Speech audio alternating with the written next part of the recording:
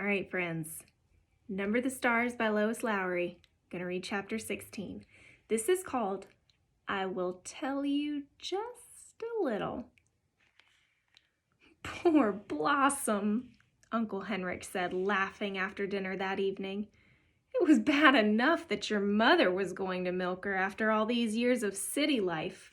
But Anne-Marie? To do it for the very first time? I'm surprised Blossom didn't kick you. Mama laughed too. She sat in a comfortable chair that Uncle Henrik had moved from the living room and placed in the corner of the kitchen. Her leg, in a clean white cast to the knee, was on a footstool. Anne-Marie didn't mind their laughing. It had been funny. When she had arrived back at the farmhouse, she had run along the road to avoid the soldiers who might still be in the woods. Now, carrying nothing, she was in no danger. Mama and Kirsty, they were gone. There was a note hastily written from Mama that the doctor was taking her in his car to the local hospital, that they would be back soon. But the noise from Blossom, forgotten, unmilked, uncomfortable in the barn, had sent Anne-Marie wearily out with the milking bucket. She had done her best trying to ignore Blossom's irritated snorts and tossing head, remembering how Uncle Henrik's hand had worked with a firm, rhythmic pulling motion, and she had milked. I could have done it, Kirsty announced. You only have to pull and it squirts out. I could do it easily. Anne-Marie rolled her eyes. I'd like to see you try, she thought. Is Ellen coming back? Kirsty asked, forgetting the cow after a moment. She said she'd make a dress for my doll. Anne-Marie and I will help you make a dress, Mama told her. Ellen had to go with her parents. Wasn't that a nice surprise that the Rosens came last night to get her? So friends, I want you to stop here. Think about the way Mama just worded that to Kirsty. Wasn't that a nice surprise that the Rosens came last night to get her? Why is Mama saying it in that way? It's not really a lie. I mean, it's true. The Rosens came last night and they did get Ellen. But why do you think Mama's saying it in this way? I want you to respond to that in your reading journal. She should have waked me up to say goodbye, Kirsty grumbled, spooning some imaginary food into the painted mouth of the doll she had propped in a chair beside her. Anne-Marie, Uncle Henrik said, getting up from the table and pushing back his chair. If you come with me now to the barn, I'll give you a milking lesson. Wash your hands first. Me too, Kirsty said.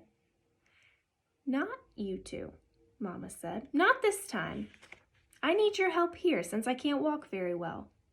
You'll have to be my nurse. Kirsty hesitated, deciding whether to argue. Then she said, I'm going to be a nurse when I grow up, not a cow milker, so I have to stay here and take care of Mama. Followed as usual by the kitten, Anne-Marie walked with Uncle Henrik to the barn through a fine, misty rain that had begun to fall.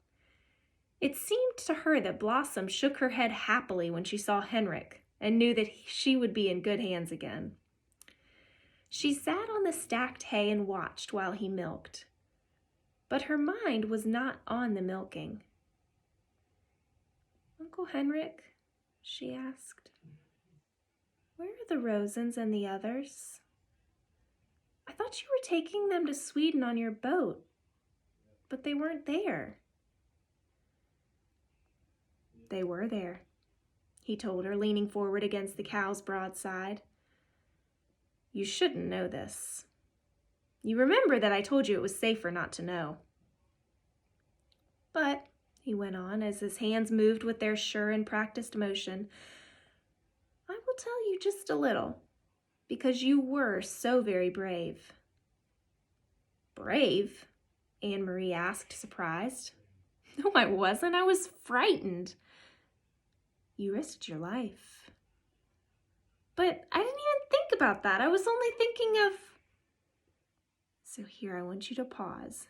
What do you think? Do you think Anne-Marie was brave? Because Henrik thinks she was, but Anne-Marie doesn't think she was. So I want you to say, I do think Anne-Marie was brave, or I don't think Anne-Marie was brave. And I want you to give some evidence to your thinking. So think back to what's happened and give some evidence to support your thinking. He interrupted her, smiling. That's all that brave means. Not thinking about the dangers, just thinking about what you must do. Of course you were frightened. I was too today. But you kept your mind on what you had to do. So did I. Now let me tell you about the Rosens. Many of the fishermen have built hidden places in their boats. I have too, down underneath.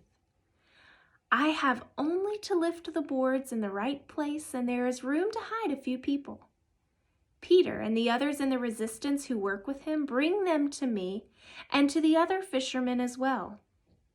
There are people who hide them and help them along the way to Galilee. Anne-Marie was startled. Peter is in the resistance? Of course, I should have known. He brings Mama and Papa the secret newspaper, Die Freie Dansk. And he always seems to be on the move. I should have figured it out myself. He is a very, very brave young man, Uncle Henrik said. They all are.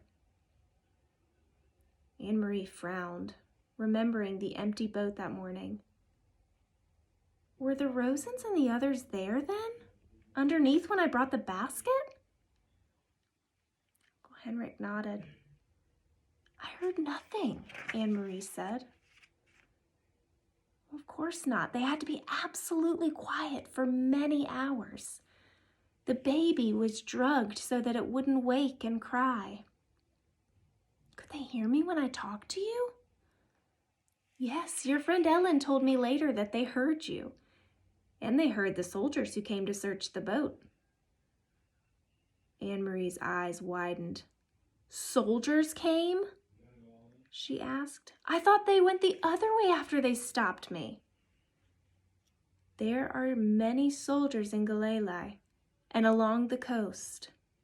They are searching all the boats now. They know that the Jews are escaping, but they are not sure how, and they rarely find them. The hiding places are carefully concealed, and often we pile dead fish on the deck as well. They hate getting their shiny boots dirtied. He turned his head toward her and grinned. Anne-Marie remembered the shiny boots confronting her on the dark path. Uncle Henrik, she said, I'm sure you're right that I shouldn't know everything. But please, would you tell me about the handkerchief? I knew it was important, the packet, and that's why I ran through the woods to take it to you. But I thought maybe it was a map. How could a handkerchief be so important? He set the filled pail aside and began to wash the cow's udder with a damp cloth. Very few people know about this, Anne-Marie, he said with a serious look. But the soldiers are so angry about the escaping Jews and the fact that they just can't find them, that they have just started using trained dogs. They had dogs, the ones that stopped me on the path. Uncle Henrik nodded. The dogs are trained to sniff about and find where people are hidden. It happened just yesterday on 2 boats. Those dogs, they go right through dead fish to the human scent. We were all very, very worried. We thought it meant the end of the escape to Sweden by boat. It was Peter who took the problem to scientists and doctors. Some very fine minds have worked night and day trying to find a solution, and they have created a special drug. I don't know what it is, but it was in the handkerchief. It attracts the dogs, but when they sniff at it, it ruins their sense of smell.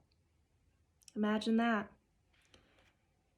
Anne-Marie remembered how the dogs had lunged at the handkerchief, smelled it, then turned away. Now, thanks to Peter, we will each have such a handkerchief, each boat captain. When the soldiers board our boats, we will simply pull the handkerchief out of our pockets. The Germans will probably think we all have bad colds. The dogs will sniff the handkerchiefs we are holding, and then roam the boat and find nothing. They will smell nothing. Did they bring dogs to your boat this morning?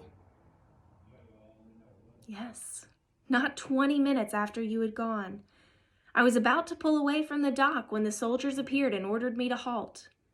They came aboard, searched, and found nothing. By then, of course, I had the handkerchief. If I had not, well, his voice trailed off and he didn't finish the sentence. He didn't need to. If she had not found the packet where Mr. Rosen had dropped it, if she had not run through the woods, if the soldiers had taken the basket, if she had not reached the boat in time, all of the ifs whirled in Anne-Marie's head. They are safe in Sweden now? She asked. You're sure? Uncle Henrik stood and patted the cow's head. I saw them ashore.